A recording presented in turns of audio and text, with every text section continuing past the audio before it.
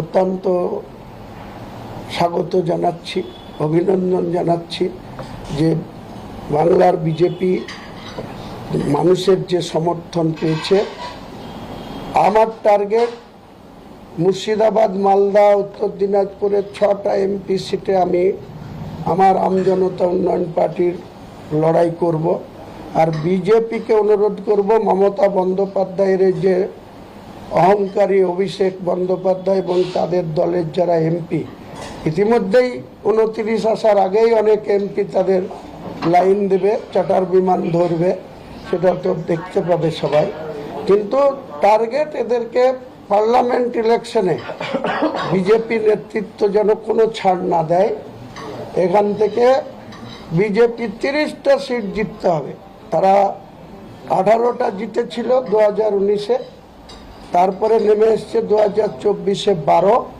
আগামী দিনে এই যে মমতা ব্যানার্জি এখন অখিলেশকে ডেকে নিয়েছে, কেজরিওয়ালকে ডেকে নিয়েছে, আর রাহুল গান্ধীর যে দ্বিচারিতা, একদিকে রাহুল গান্ধী পশ্চিমবাংলার মানুষকে 50 বছর যারা পশ্চিমবাংলার মানুষের কাছে গ্রহণযোগ্যতা হারিয়েছে, তারা একদিকে অল আউট লড়াই করার নামে যে লড়াই করেছিল, গোটা পশ্চিমবাংলার মানুষের কাছে কংগ্রেস দলের কি ভোট পাচ্ছেন এটা আবার একবার নতুন করে প্রমাণ হলো। মুর্শিদাবাদেই 2টো খাতা খুলেছে, ফারাক্কা আর রানীনগর, সেটাও হুমায়ুন কবিরের দৌলতে। তা না হলে গোটা পশ্চিমবাংলায় কংগ্রেস খাতা খুলতে পারতো না, সিপিএমও খুলতে পারতো না। যেটা ডোমকলে খাতা খুলেছে সেটাও হুমায়ুন কবিরের দৌলতে, কারণ হুমায়ুন কবির এই সরকারের বিরুদ্ধে জেহাদ ঘোষণা করেছিল। আমাকে যে অসম্মান, অপমান মমতা ব্যানার্জি, অভিষেক ব্যানার্জি আর ফিয়াদ হাকিমরা করেছিল, তার যোগ্য জবাব পেয়েছে। আমার একটাই টার্গেট ছিল, অহংকারী মমতা ব্যানার্জিকে বাংলার মস্তক থেকে সরাতে হবে। আমি মহান আল্লাহ তাআলার কাছে লাখ লাখ শুকরিয়া জানাই যে মমতা বন্দ্যোপাধ্যায়ের মতো মিথ্যাচারী, অত্যাচারী শাসন থেকে বাংলার মানুষকে মহান আল্লাহ তাআলা বা যিনি ভগবান, তিনারা বাংলার 11 কোটি মানুষকে তাদের অত্যাচারের হাত থেকে মুক্তি দিয়েছে। আপনি 2টি সিট থেকে জয়লাভ করেছেন, সেই সিট কোনটি এবং সেখানে কে দাঁড়াচ্ছে আপনার দলে? আমি ইতিমধ্যে কালকে রেজিনগর সিটে আন্ডারে আমার বাড়ি থেকে 1 কিলোমিটার দূরে গঙ্গা বক্ষের ঠিক পাশে একটা বিরাট মাঠ আছে, 15 বিঘার মাঠ। এই অ্যান্ডারসন রাইট কোম্পানির নামে জায়গা। 84 বছর আগে অ্যান্ডারসন রাইট কোম্পানি এখান থেকে ছেড়ে কানাডা চলে গেছে। ওই মাঠটা আমাদের বাড়ির সন্নিকট মাঠ, ওখানে একটা আশ্রম আছে। বাকি 13 বিঘাতে আমাদের যে মাঠ, সেই মাঠে সকালবেলায় উঠে আমরা শরীর চর্চা করতে যাই। হিন্দু মুসলমান সবাই, মা বোনেরা, ইয়ং ছেলেরা সবাই যায় সেই মাঠে। কালকে আমি সামিয়ানা খাটিয়ে, প্যান্ডেল খাটিয়ে সকাল 10টা থেকে বিকেল 5টা পর্যন্ত 10,000 কর্মীদের, আমজনতা উন্নয়ন পার্টির কর্মীদের সঙ্গে আলোচনা করে সিদ্ধান্ত নিয়েছি 70 রেজিনগর আমি রিজাইন করব আগামী 15ই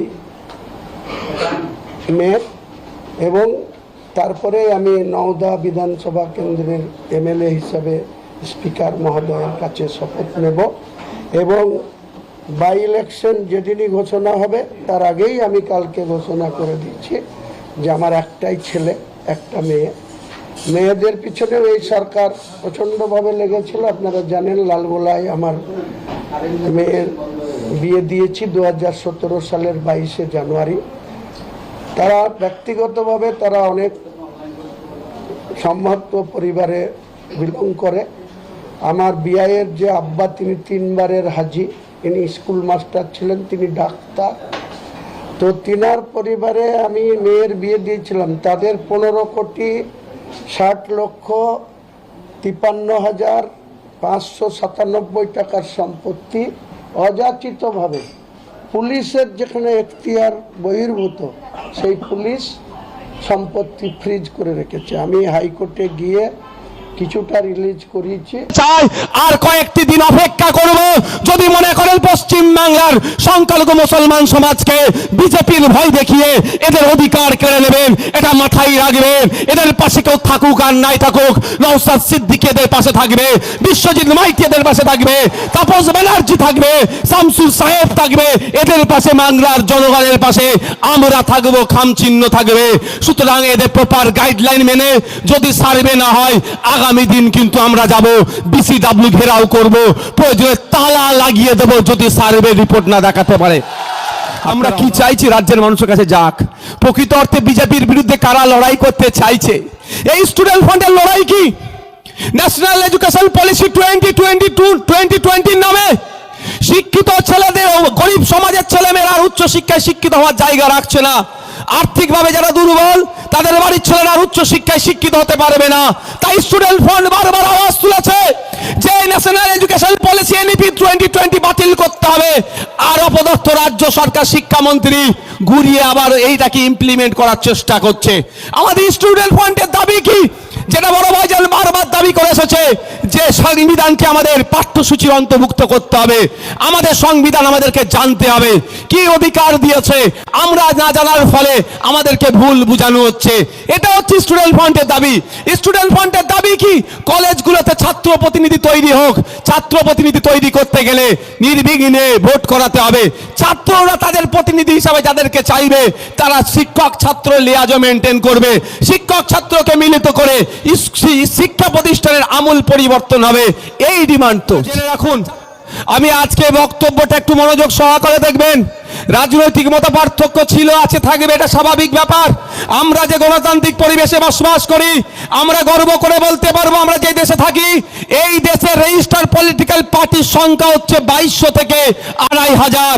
তো গর্বের বিষয়, সারা পৃথিবীতে যেখানে গণতান্ত্রিক সিস্টেম আছে, যেখানে ভোটিং সিস্টেম আছে, সারা পৃথিবীর রাজনৈতিক দলগুলো একদিকে রাখবেন, আমার এই মহান ভারতবর্ষের রাজনৈতিক দলগুলো আলাদা রাখবেন। সারা পৃথিবীতে না যত দল আছে, ভারতবর্ষে তার থেকে বেশি দল আছে, এটা গর্বের বিষয়। সুতরাং রাজনৈতিক মত পার্থক্য থাকবে, আদর্শগত মত পার্থক্য থাকবে, থাকাটাই স্বাভাবিক। কিন্তু যে ডিমান্ড নিয়ে আজকে ছাত্র জনতার সমাবেশ হচ্ছে, এই ডিমান্ডকে আপনি এড়িয়ে যেতে পারেন না।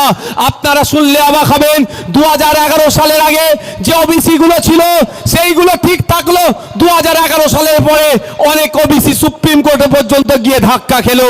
তারপরে রাতারাতি মমতা ব্যানার্জি দেখলাম নতুন করে সার্ভের নামে নাটক করে একটা কমিটিকে বসিয়ে দিয়ে কিছু ওবিসির লিস্ট পাবলিশ করেছে। ওই লিস্ট খুলে যখন আমরা দেখলাম সংখ্যালঘু মুসলিম সম্প্রদায়ের ছেলেমেয়েরা উচ্চ শিক্ষার ক্ষেত্রে চরম বৈষম্যের শিকার হবে, মহিলারা উচ্চ শিক্ষার ক্ষেত্রে চরম বৈষম্যের শিকার হয়ে যাতে সাথে সাথে আবার আমরা কি দেখলাম, চাকরির ক্ষেত্রে ওবিসির এবি যে সর্বনাশ করেছে, সংখ্যালঘু মুসলিম সম্প্রদায়কে খুঁজে পাওয়া যাবে না। কিন্তু আমাদের বক্তব্য, কে সংখ্যালঘু কে সংখ্যাগুরু বড় কথা নয়, প্রপার ওয়েতে সায়েন্টিফিক ওয়েতে সার্ভে হোক। 1993 সালের ব্যাকওয়ার্ড ক্লাসেস অ্যাক্টকে মান্যতা দিয়ে সার্ভে করে প্রকৃত যারা রিজার্ভেশন পাওয়ার যোগ্য তাদের রিজার্ভেশন দেওয়া হোক। কিন্তু মমতা ব্যানার্জি আরএসএস এর কথা শুনে, নাগপুরের কথা শুনে পশ্চিম বাংলার সংখ্যালঘু মুসলিম সম্প্রদায়ের ছেলেমেয়েরা আগামী দিনে যাতে না চাকরি পায় তার ব্যবস্থা করে দিয়েছে। শুধুমাত্র খাতাই কলমে ওবিসি সার্টিফিকেট থাকলেও বাস্তবে এই রূপ কেউ পাবে না। তাই বন্ধুগণ, আজকের ভাঙড়ের মাটি নয়, রাজ্যের বিভিন্ন প্রান্ত থেকে প্রতিনিয়ত শিক্ষিত বেকার যুবক যুবতীরা যারা উচ্চ শিক্ষা অর্জন করে বসে আছে বা যারা উচ্চ শিক্ষা অর্জন করার ক্ষেত্রে এই বৈষম্যের শিকার হচ্ছে, তারা বারবার আমাকে ফোন করছে, তারা বারবার আমাকে বলছে যে ভাইজান আপনাকে দায়িত্ব নিতে হবে, আপনি ছাড়া এই সমস্যার সমাধান হবে না। এই ওবিসি যে নতুন লিস্ট করেছে, মমতা ব্যানার্জিকে বাতিল করে সায়েন্টিফিক হয়েছে সঠিক সার্ভে করে এটাকে পুনরায় ফিরিয়ে নিয়ে আসতে হবে, এই দাবি আমাকে বারবার জানাচ্ছে। আজকে আমাদের ছাত্র জনতার এই সমাবেশ থেকে রাজ্যের মুখ্যমন্ত্রীর কানে পৌঁছে দিতে চাই, আর কয়েকটি দিন অপেক্ষা করব, যদি মনে করে করেন পশ্চিম বাংলার সংখ্যালঘু মুসলমান সমাজকে বিজেপির ভয় দেখিয়ে এদের অধিকার কেড়ে নেবেন, এটা মাথায় রাখবেন। এদের পাশে কেউ থাকুক আর নাই থাকুক, নওশাদ সিদ্দিকী এদের পাশে থাকবে, বিশ্বজিৎ মাইতি এদের পাশে থাকবে, তাপস ব্যানার্জি থাকবে, শামসুল সাহেব থাকবে, এদের পাশে বাংলার জনগণের পাশে আমরা থাকবো, খামচিহ্ন থাকবে।